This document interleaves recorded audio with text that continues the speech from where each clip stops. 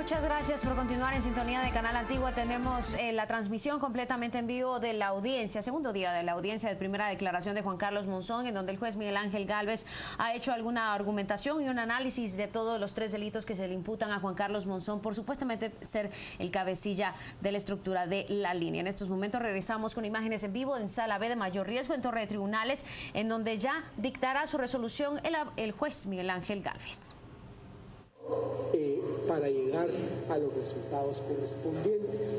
En ese sentido, este órgano jurisdiccional también considera prudente que el tipo penal acorde es el tipo penal del delito de caso especial de contrabando aduanero, y de la misma forma el abogado García Gudiel hacía referencia al delito del artículo 451, que es el delito de exacciones ilegales. Fíjense que el abogado hizo referencia al delito de cohecho pasivo, y entiendo que lo que pidió el abogado es que los 3 tipos penales se subsuman al delito de exacciones ilegales. Fíjense que el delito de cohecho pasivo dice: comete el delito de cohecho pasivo el funcionario público, empleado público o quien ejerza funciones públicas que solicite o acepte directamente o indirectamente cualquier objeto de valor pecuniario u otro beneficio a título de favor, dádiva, presente, promesa, ventaja o por cualquier otro concepto, para sí o para otra persona. Y después el abogado hizo referencia: para realizar, ordenar, retardar o omitir un acto propio de su cargo, para realizar, ordenar, retardar o omitir un auto propio de su cargo. Y el delito de exacciones ilegales dice: comete el delito de exacciones ilegales el funcionario o empleado público. Tiene la característica que los dos son tipos especiales, se necesita que tenga ciertas cualidades, calidades de la persona, que exigiere impuestos, contribución, tasa o arbitrios ilegales o mayores de los que correspondan. El responsable de este delito será sancionado con prisión. Bueno, después viene la consecuencia jurídica. En el presente caso, este órgano jurisdiccional, al hacer el análisis correspondiente, dice el tipo penal, bueno, al hacer el análisis correspondiente, es evidente que lo que se pretendía hacer aquí es obtener ventajas económicas. Entiendo que el hecho de que haya habido una concertación, ¿para qué? Para que por un lado lo que se va, el impuesto normal, y aparte del impuesto normal un porcentaje, que esto se acumulaba y lo distribuían sobre todos los funcionarios.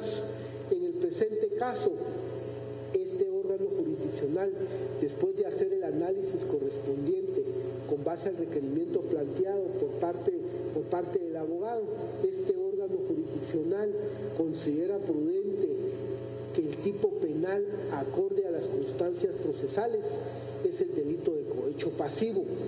Esto sin perjuicio que lo vamos a analizar el delito de exacciones ilegales. En el presente caso, prácticamente, fíjense que la diferencia de lo que son las exacciones ilegales con el delito de cohecho pasivo es que es específico, dice: exigir impuesto, contribución, tasa o arbitrio ilegal o mayores de los que correspondan. El responsable será sancionado con prisión de 1 a 3 años. Y el delito de cohecho pasivo, fíjense que tiene la pena, dice, será sancionado con prisión de 5 a 10 años. La pena es la diferente.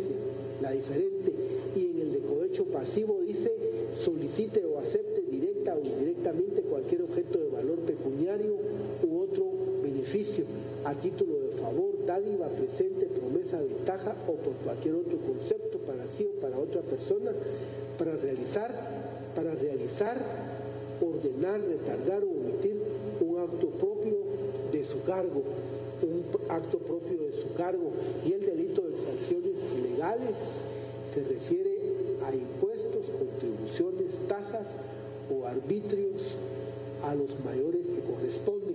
Bueno, la verdad es que estos tipos tienen bastantes similitudes, y en todo caso, pues, por la fase en que estamos, se dicta el auto de procesamiento por el delito de cohecho pasivo y se va a analizar el tipo de exacciones ilegales.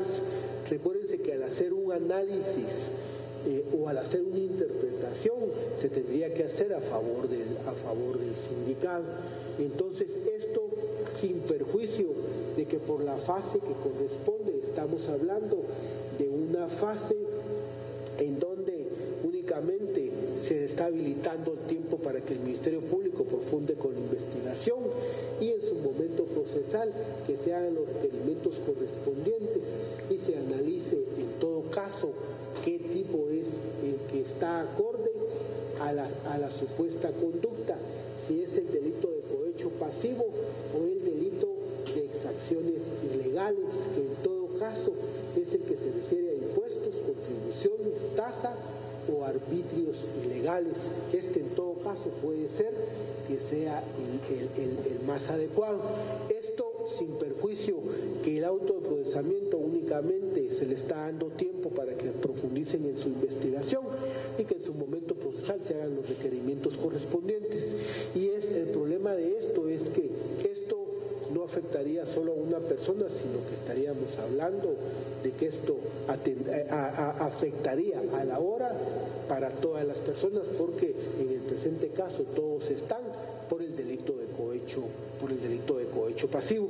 En ese sentido, este órgano jurisdiccional, después de los requerimientos planteados por los sujetos procesales y después del análisis de los medios de investigación, considera prudente dictar el auto de procesamiento en contra de Juan Carlos Monzón Rojas por los delitos de asociación ilícita regulado en el artículo 4 y está relacionado con el artículo 2 de la Ley de Delincuencia Organizada.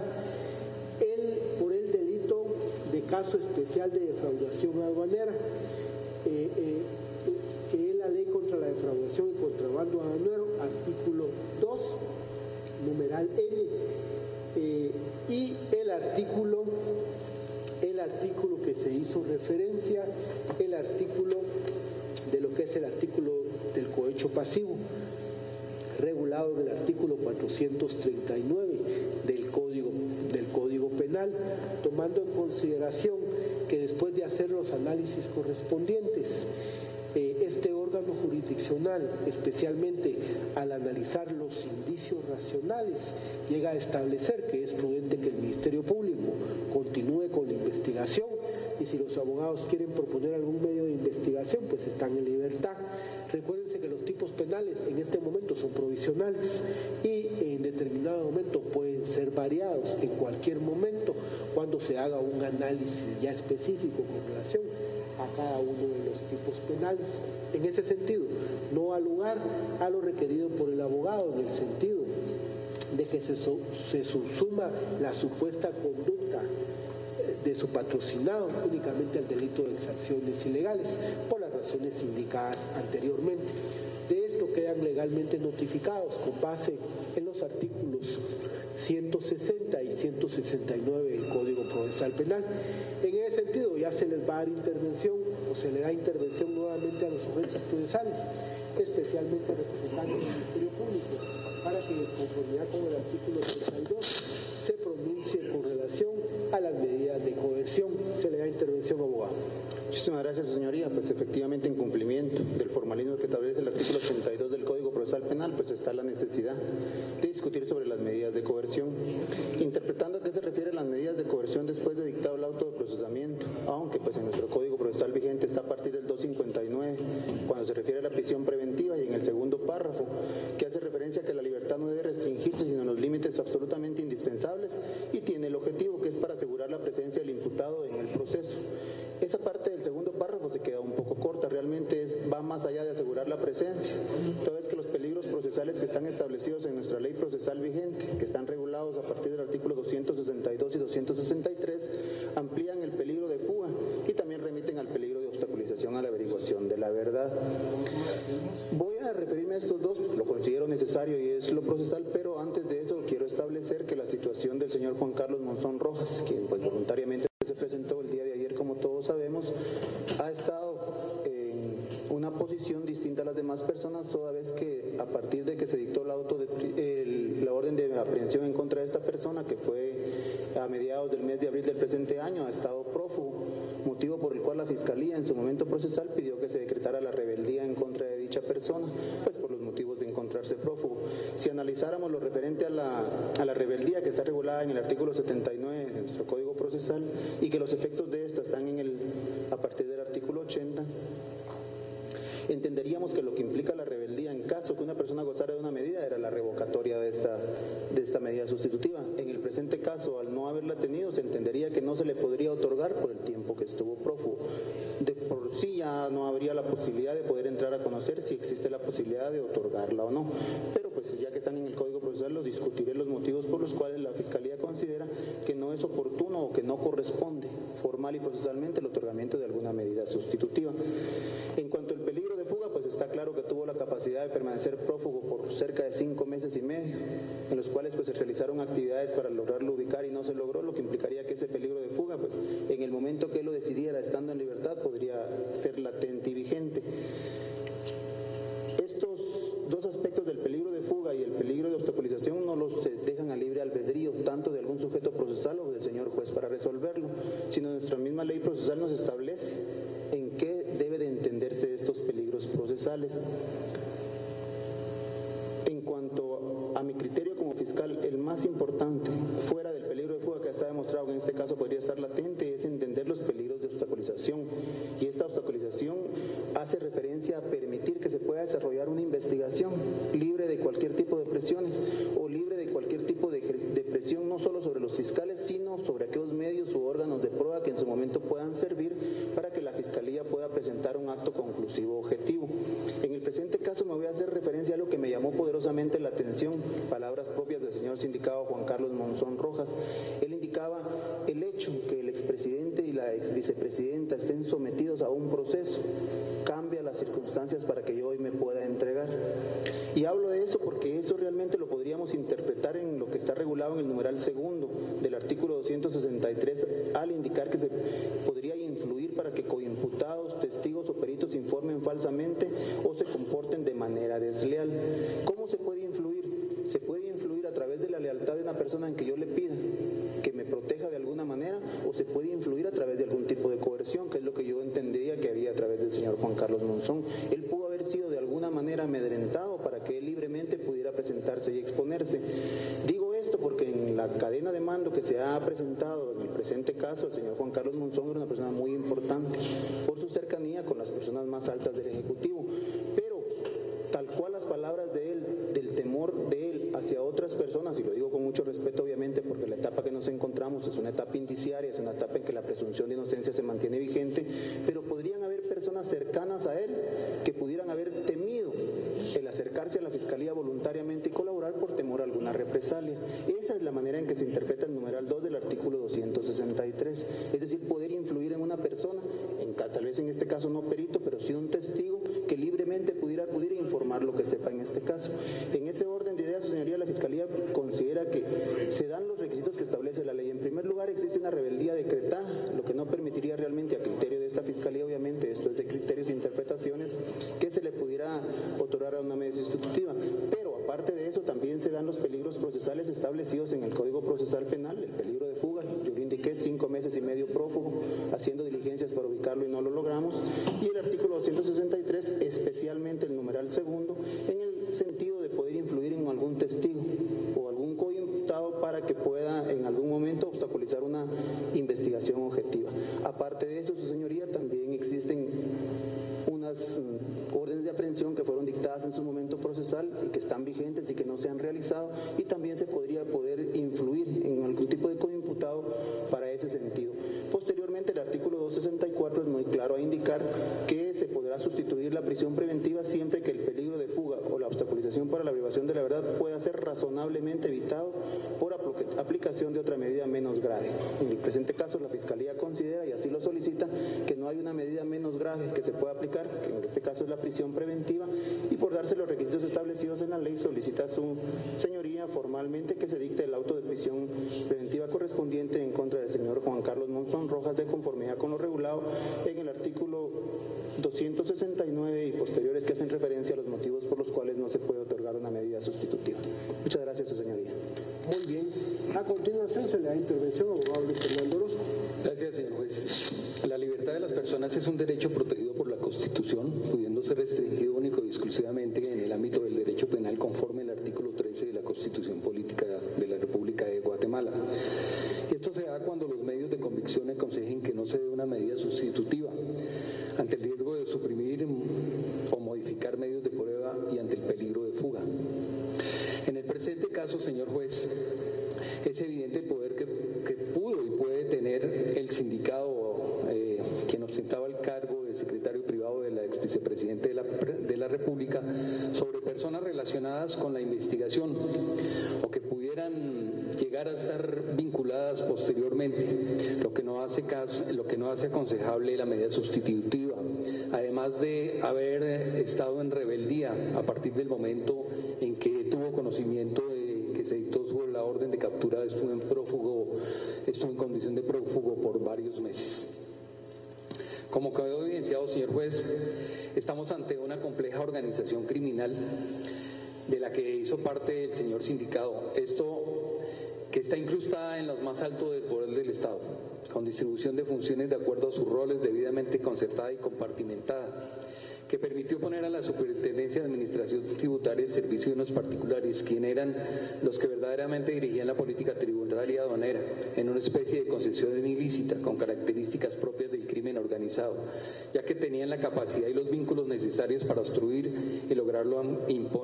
la justicia y lograr la impunidad, ya que teniendo funcionarios del más alto nivel, como el señor sindicado, como el cargo que ostentaba de ser el asesor de la señora vicepresidenta, el asesor privado, pues era evidente que tenían el poder de cooptar a todo el Estado y obstruir la justicia y evitar la persecución penal.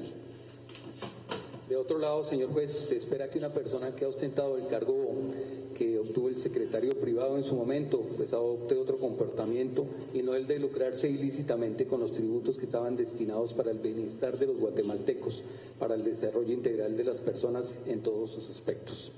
Asimismo, se está procesando al sindicado por delitos de alto impacto, donde los lesionados son toda la población de Guatemala, debiéndose garantizar los derechos de las víctimas a ser resarcidos, lo que hace aconsejable para que la investigación se realice libre de toda sospecha que se dicte el auto de prisión preventiva en contra del sindicado. Es todo, señor juez, muchas gracias. Muy bien.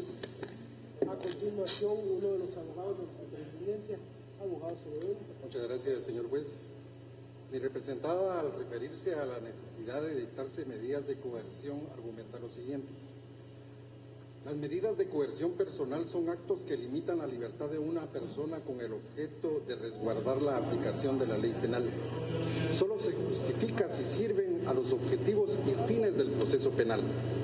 Es por ello que dichas medidas no tienen la misma finalidad que la pena, debido a que su objetivo es asegurar la presencia del imputado en el proceso e impedir la obstaculización de la averiguación de la verdad.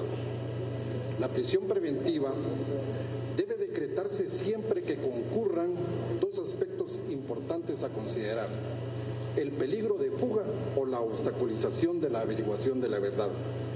Es por ello que el señor juez tiene la potestad de decidir la privación de la libertad del sindicado en caso de existir indicios racionales de comisión del hecho delictivo en donde haya un peligro razonable de obstaculización en la averiguación de la verdad.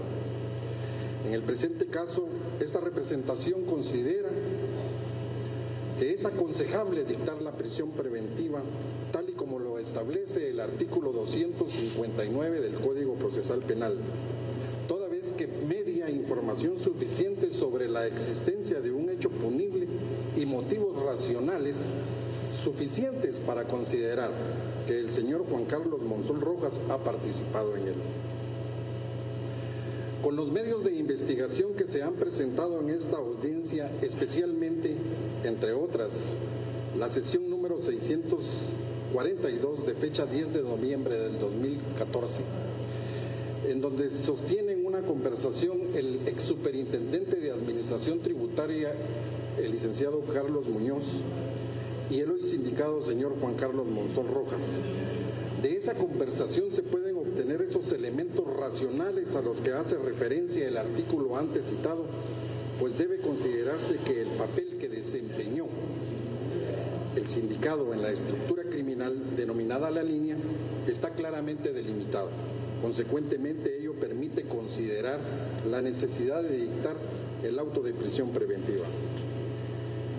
Mi representada finalmente considera en el presente caso que lo recomendable es que se dicte el auto de prisión preventiva, toda vez que existen elementos que ponen en riesgo el proceso, pues existe una presunción razonable de obstaculización de la averiguación de la verdad y que se hace latente en virtud de que aún existen personas pendientes de ser capturadas. El artículo 263 del Código Procesal Penal se refiere al peligro procesal de obstaculización a la averiguación de la verdad y que a juicio de esta representación en el presente caso hay una presunción razonable de que se pueda materializar en la persona del sindicado este riesgo. Consecuentemente, señor juez, mi representada le solicita respetuosamente se dicte el auto de formal prisión en contra del señor Juan Carlos Monzón Rojas, solamente.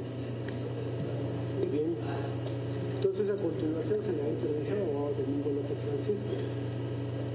Gracias, señor juez. Señor juez, esta representación, de forma respetuosa, solicita a usted dicte el auto de prisión provisional en contra del señor Juan Carlos Monzón Rojas, exsecretario privado de la Presidencia de la República de Guatemala.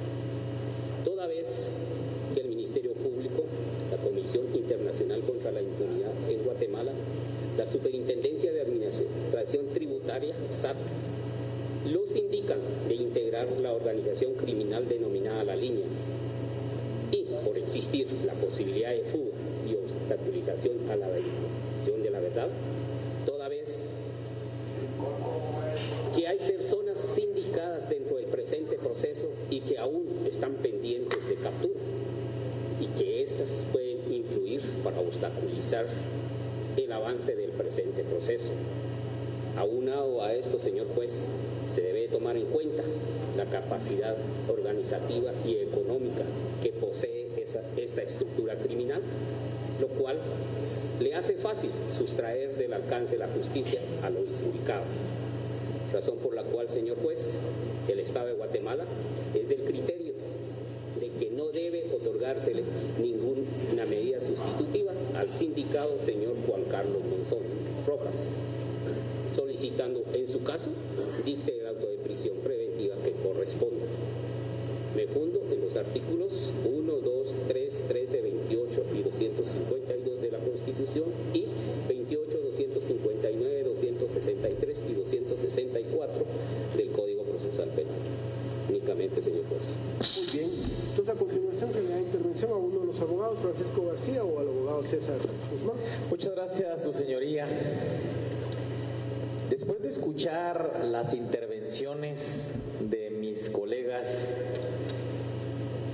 y luego de hacer un análisis de conciencia y de actuación, sobre todo consecuente con los principios que uno ha manifestado, su señoría, no puedo dejar de manifestarle a usted que así como disentí del criterio anterior en cuanto al auto de procesamiento vertido por los distinguidos abogados, tanto de la parte acusadora como querellante, en esta oportunidad, lejos de disentir, creo que hoy comparto la solicitud que le han hecho y creo que muchos colegas defensores de repente me criticarán por mi postura, de repente dirán qué ridículo este abogado abogado pidiendo que metan preso a su cliente.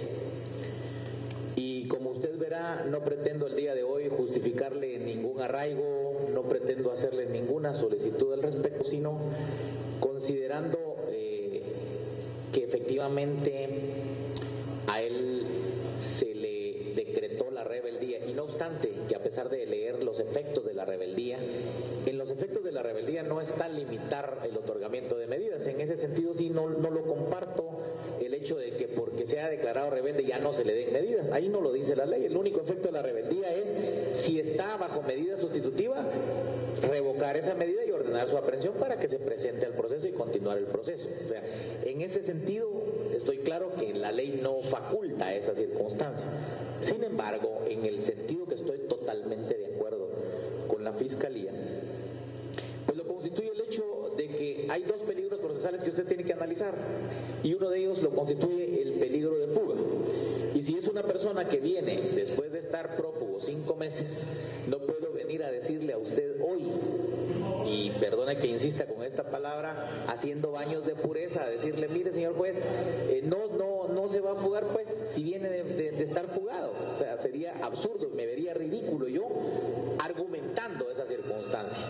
Pero lo principal acá es el hecho de que mi propio cliente, considero su señoría, que ante el temor que tiene por su integridad física, hoy por hoy es más prudente, como usted lo ha indicado en sus resoluciones, más conveniente que esté bajo el resguardo del Estado en el lugar donde usted lo ha puesto. En ese orden de ideas, no quiero profundizar más, sino indicarle y solicitarle de manera muy respetuosa a su señoría que por el momento consideramos que es prudente que se mantenga, y quiero hacer una pequeña corrección acá, porque no es una formal prisión la que usted va a dictar. Con el debido respeto, eso no existe en la ley. Usted va a dictar una prisión preventiva con fundamento en lo que establece el artículo 259 del Código Procesal Penal. Formal prisión no existe. En tal sentido, considero y le pido a usted que se dicte y se mantenga ese auto de prisión preventiva y se mantenga a mi cliente recluido en el lugar que usted ya indicó de manera preventiva o de manera provisional el día de ayer, con la única salvedad, señoría, que el día de anoche, no obstante las instrucciones precisas que usted dio, mi cliente fue recluido en un lugar donde se puso en riesgo serio su vida. Por lo que le suplico que el día de hoy sea preciso en dar instrucciones que él sea recluido de manera aislada juntamente con la otra persona que ya goza de este tipo de medidas, para que la seguridad tenga efecto para las dos personas y no se arriesgue su vida, toda vez de que otra persona que está recluida ahí en el centro Pavoncito, que es cliente mío, me manifestó su preocupación porque cuando él llegó ya empezaron los rumores que él valía pisto y que podían hacer algo o atentar algo en contra de él. Por lo tanto, sí le suplico que antes de irse él, hoy se giren las instrucciones precisas, su señoría, para que se mantenga totalmente aislado juntamente con la otra persona que ya goza de estas medidas que usted ha dictado. Únicamente, señoría, y fundamento mi petición en lo que establece el artículo 101 y 259 del Código Procesal Penal. Muchísimas gracias. Muy bien. ¿Está por ahí mismo? Mira, no hay manera de subirle volumen a la videoconferencia que da con vos. Por favor. Fíjate que necesito que hable el don de acá.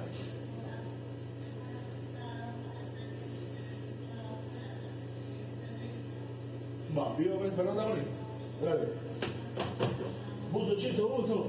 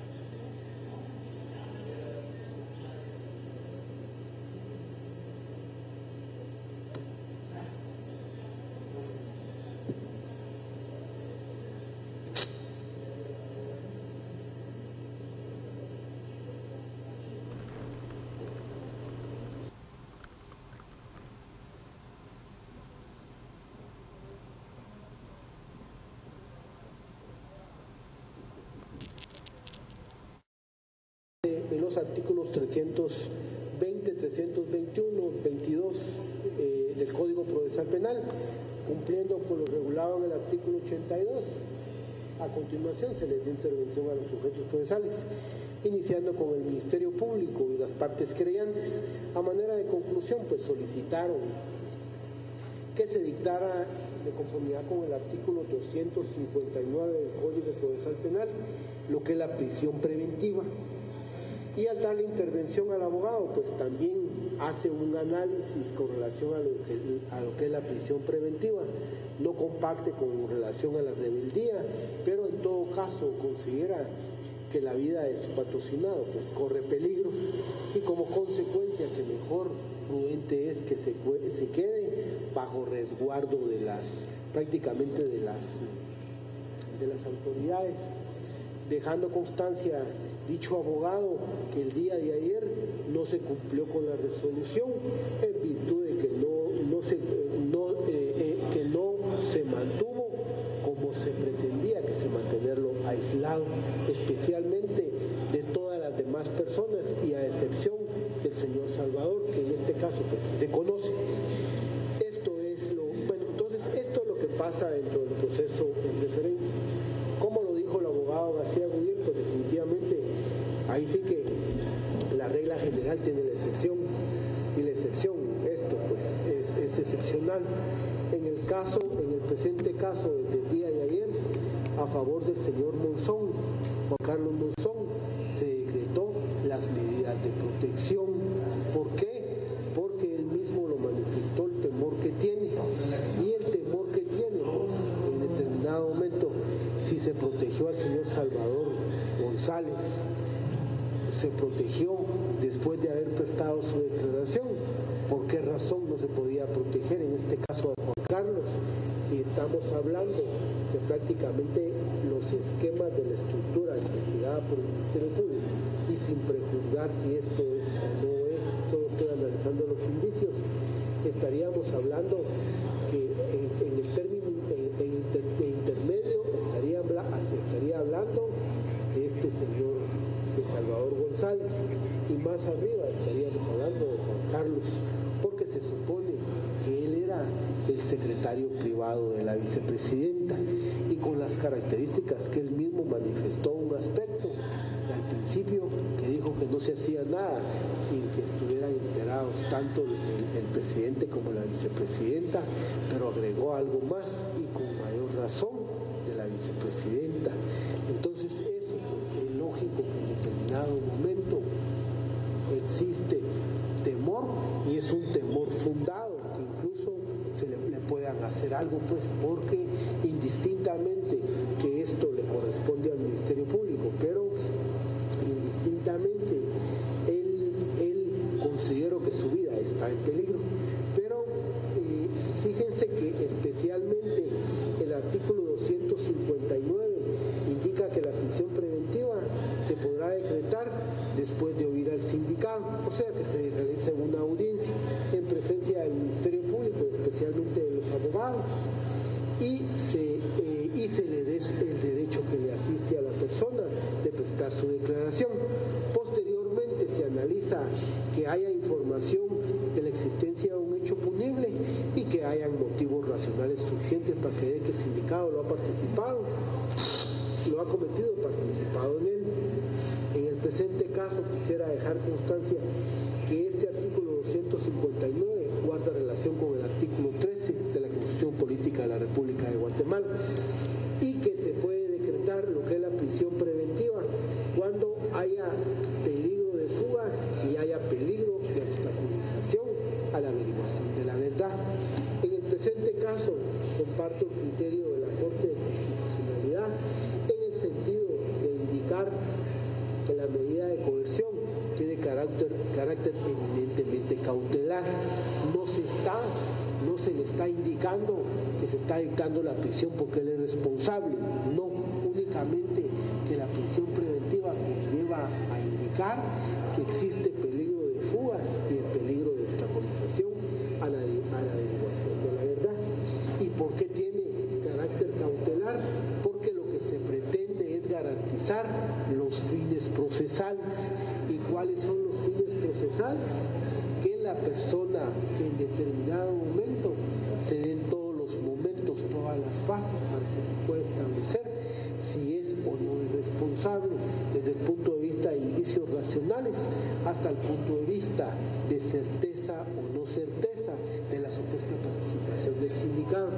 En ese sentido, este artículo es el que lo he analizado y lo he relacionado con el artículo 5 del Código Procesal Penal de los fines del proceso, y los fines del proceso conlleva establecer por parte del Ministerio Público la supuesta participación del sindicado, y entiendo que los fines del proceso es la averiguación de un hecho señalado como delito y las circunstancias en que fue cometido. Pensando en voz alta, si el ahora sindicado, él teme por su vida, pues, y no se trata de garantizar al máximo de lo que está en nuestro alcance, ¿qué es lo que va a pasar? El derecho se va a ver frustrado, porque a la hora que pase algo no se va a llegar a los fines del proceso penal. Aparte de descubrir la verdad, que en determinado momento ese descubrimiento de la verdad es algo procesal, que en todo caso lo que tiene que garantizar más allá es la vida de la integridad de la persona. ¿Para qué se va a querer descubrir la verdad si en determinado momento esa verdad no se va a poder dar a conocer, porque se puede atentar en contra de la vida de una persona? En ese sentido, y sin ánimo, por supuesto, de profundizar más allá, que tampoco no existió oposición, este órgano jurisdiccional considera prudente decretar lo que es dictar el auto de prisión preventiva en contra del señor Juan Carlos Monzón Rojas, especialmente, no tanto por el peligro de fuga. Yo comparto el criterio del abogado que esta institución de la rebeldía tiene sus efectos y tiene sus consecuencias, pero para que sea decretada una persona rebelde es porque la persona tiene que conocer que tiene orden de aprehensión, o en todo caso la persona se le tiene que suspender lo que es revocar una medida sustitutiva para que en todo caso se pueda decretar la rebeldía, y las consecuencias esas son precisamente que ya revocarle lo que es la caución económica y prácticamente ingresar a prisión. Pero esto no es el análisis, sino que se decreta la prisión preventiva con relación al peligro de obstaculización, pero especialmente el peligro de obstaculización no desde el punto de vista objetivo, que son las consecuencias puramente del delito, sino desde el punto de vista subjetivo, o sea, de la persona, que hasta dónde se puede llegar a descubrir la verdad, pero si está ausente o la persona no se va a poder, no va a poder seguir el proceso, el derecho se va a ver frustrado. Y como consecuencia de esto es que se dictó la medida, la garantía que se dictó el día de ayer. En ese sentido, pues considera prudente este órgano jurisdiccional dictar el auto de prisión preventiva en contra del señor Juan Carlos Monzón Rojas, por las razones indicadas anteriormente, pero especialmente por el artículo 263, el peligro de obstaculización, pero no el peligro de obstaculización desde el punto de vista objetivo, sino que desde el punto de vista objetivo, desde el punto de vista de la persona, que en todo caso existe temor fundado. En ese sentido, quedan legalmente notificados con base en los artículos 160 y 169 del Código Procesal Penal. En el presente caso, pues quisiera también dejar constancia que el abogado pues fue claro en manifestar que no se cumplió con lo regulado el día de ayer de garantizar efectivamente la vida de la persona, en virtud de que aparte que ya se tenía conocimiento por todas las personas, no se mantuvo en las formas como se indicó. En ese sentido, pues se van a girar las instrucciones el día de hoy, especialmente incluso de platicar directamente platicar por teléfono directamente con la persona persona del sistema penitenciario para que se encargue, eso sin perjuicio que el oficio se va a ir nuevamente, para que haya algo por escrito y en todo caso que sean ellos los responsables, porque ellos son en todo caso los responsables, y establecerle, indicarle cuáles fueron las instrucciones que se dieron el día de ayer para que la persona especialmente quede prácticamente aislada completamente de todos, y especialmente si pudiera estar en este caso con este señor Salvador González, pues él mismo manifestó que existe bastante comunicación, amistad, y es más, ese señor Salvador González lo manifestó que desde que vivían en la Aurora 1 y la Aurora 2, que ya se conocían, y así es como incluso el señor Salvador dijo que a raíz de que él tenía un terreno y en determinado momento pensó en hacer un campo, una cancha sintética, fue que buscó en este caso al señor Juan Carlos. Esto pues él lo dijo, entonces en este sentido pues este órgano jurisdiccional no considera problema con el requerimiento planteado, y en ese sentido pues siempre para garantizar la integridad y la vida de la persona se va a proceder a girar instrucciones tanto en forma por teléfono como en forma por escrito. En ese sentido quedan legalmente notificados con base en los artículos 160 y 169 del Código Procesal Penal. ¿Quiere intervenir? Gracias, señor juez. Solo una pequeña acotación y obviamente pues, respaldando todo su planteamiento en cuanto a disponer todos los medios pertinentes para la seguridad del señor Juan Carlos Monzón.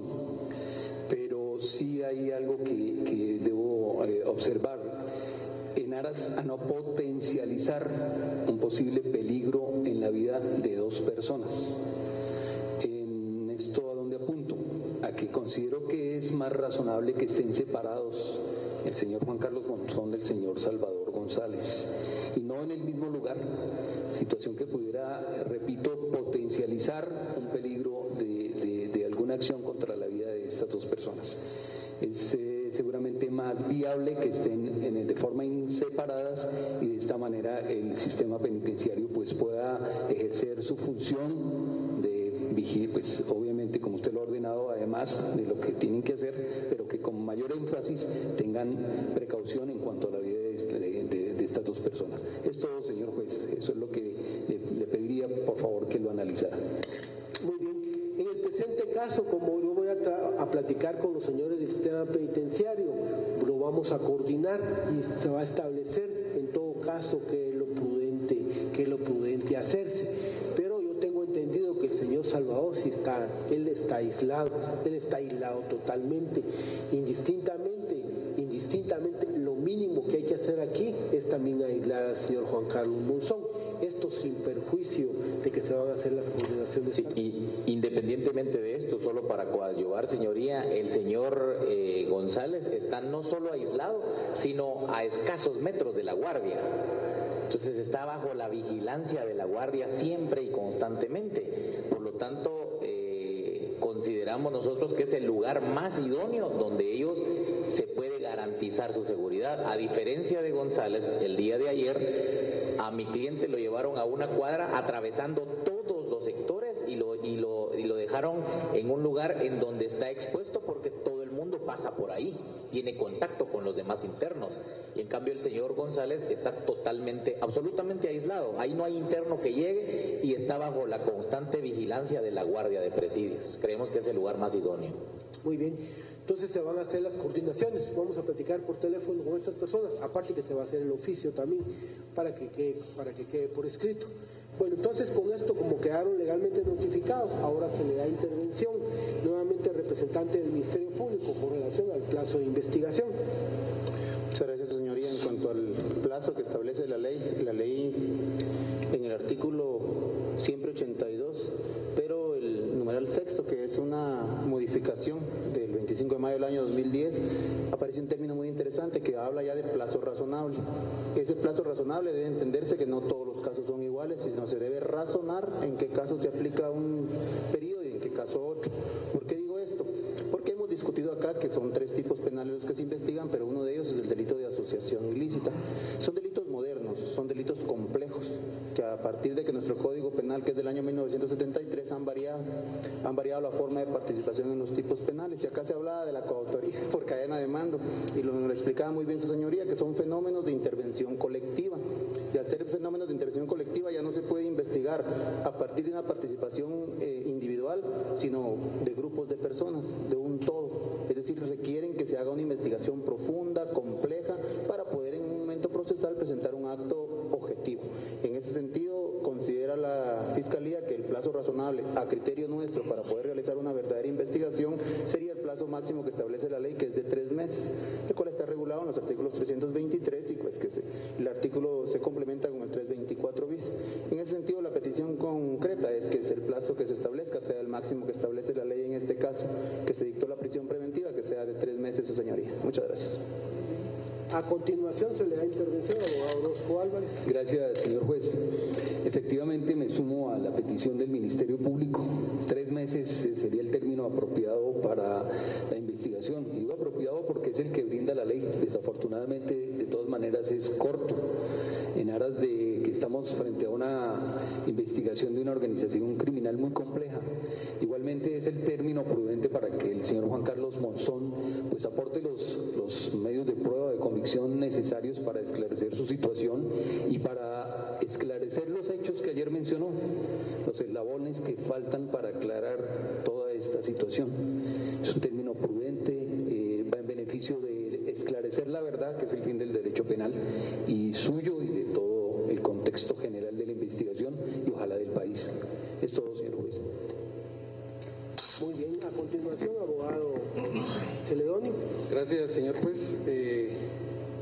Mi patrocinada y representada secunda la solicitud formulada por el Ministerio Público en cuanto a que se le conceda como plazo máximo para la investigación los 3 meses, toda vez que es este plazo el que regula el artículo 323 del Código Procesal Penal.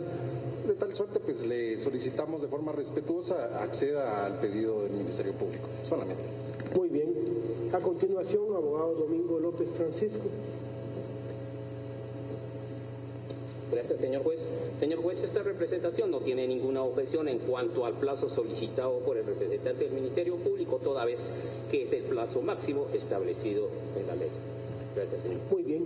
Y a continuación, abogado Francisco García o el abogado César. Gracias. Sí, gracias, señoría. Compartimos nuevamente otro aspecto con la Fiscalía y la parte querellante, señoría, y creemos que el plazo de investigación no solo beneficia al Ministerio Público, creemos que nosotros podemos hacer acopio de ese plazo de investigación aportando todas las pruebas de descargo y, por supuesto, aportando los elementos que ayuden a esclarecer esa verdad histórica que usted señaló, contenida en el artículo 5 del Código Procesal Penal, porque consideramos que es un caso complejo, que hay mucho cúmulo probatorio recabado en los diferentes allanamientos, y debido a la complejidad del caso creemos que el plazo es razonable, no nos oponemos a ello, señoría, y 3 meses estamos totalmente de acuerdo.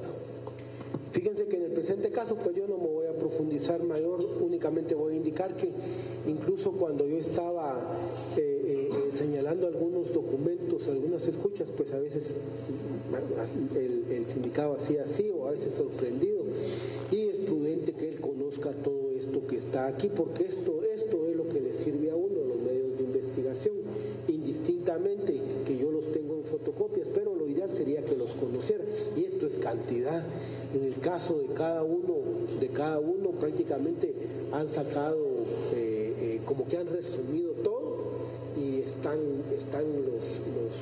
los peritajes o los análisis, y por eso es que yo los tengo aquí separados, y tengo el caso de Claudia, tengo el caso de la vicepresidenta, tengo el caso del presidente, y así lo tengo, y así es como lo voy llevando, y lo ideal es que lo conozca quién más que él, que ese que tiene que ejercer su derecho y que le corresponde.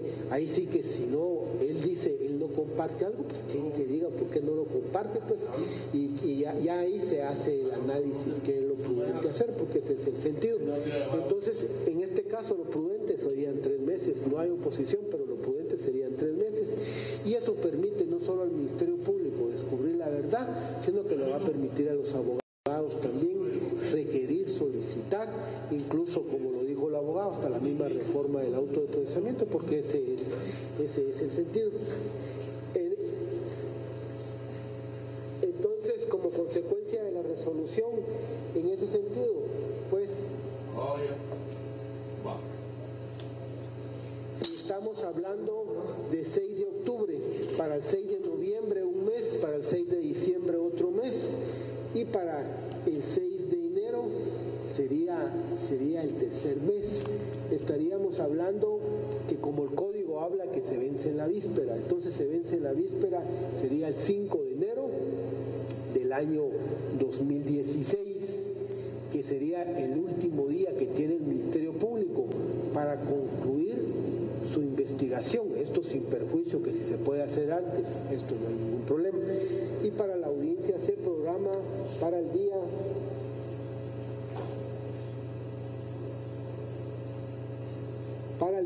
18 de enero, sería el 18 de enero del 2016 a las 9 de la mañana, repitiendo el día 18 de enero del 2016 a las 9 de la mañana.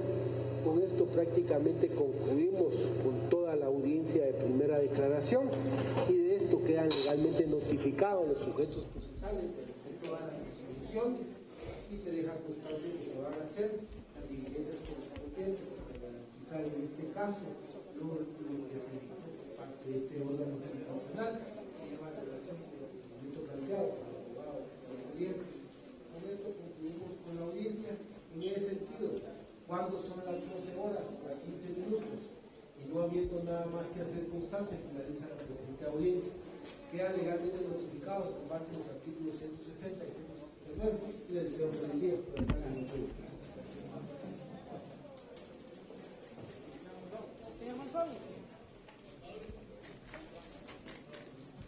Pues ya vieron ustedes lo que sucedió en la Sala B de mayor riesgo, en donde el juez Miguel Ángel Gálvez pues le liga a proceso de primero a Juan Carlos Monzón y luego le da paso a la Fiscalía, quien le pide que le dicte un auto de prisión preventiva. Luego de que la Fiscalía, representantes de CICIG, SAT, PGN y también Ministerio Público, por supuesto, dijeran que le piden un auto de prisión preventiva para Juan Carlos Monzón, su abogado defensor Francisco García Gudiel dice estar de acuerdo con que su cliente sea dictado con pues se le dé la prisión preventiva. Luego el juez Miguel Ángel Gálvez pues dice que está de acuerdo con que se le dicte la prisión preventiva, le dicta un auto de prisión preventiva por 3 meses, que es lo que es legalmente el tiempo justo para que puedan entregar las pruebas suficientes por parte del MP. Entonces el 5 de enero del 2016 se vence el plazo para que MP presente todas las investigaciones y la audiencia será para el próximo 18 de enero del 2016. Ya vieron ustedes, el abogado defensor incluso no puso ningún pero. Sí hubo un momento de discusión en el que el juez Miguel Ángel Gálvez pedía que Monzón estuviera en la misma celda que ECO, pero el fiscal del MP le dice que por favor piense bien esto, porque no pueden estar en la misma celda, porque esto potencia un peligro contra la vida de los dos y además que sería mejor que estuvieran cada uno aislados. Entonces, por obstaculización de la averiguación de la verdad y también por peligro de fuga, Juan Carlos Monzón es ligado a proceso y a un auto de prisión preventiva. Lo vio usted a través de la señal de Canal Antigua. Más información en A la 1 p.m. con Carolina Quiñones e Irina Rormoser. Yo regreso a las 3 de la tarde. Buenas tardes y buen provecho.